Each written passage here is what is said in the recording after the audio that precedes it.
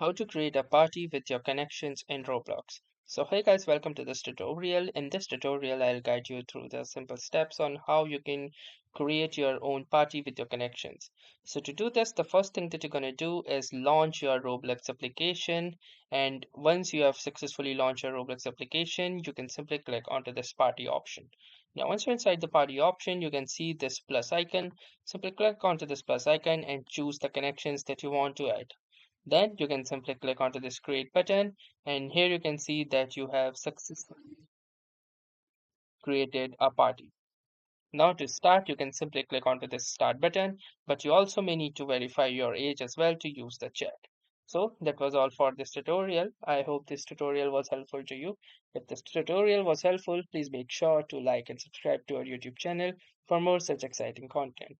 So that was all for this tutorial. Thanks for watching and have a nice day ahead.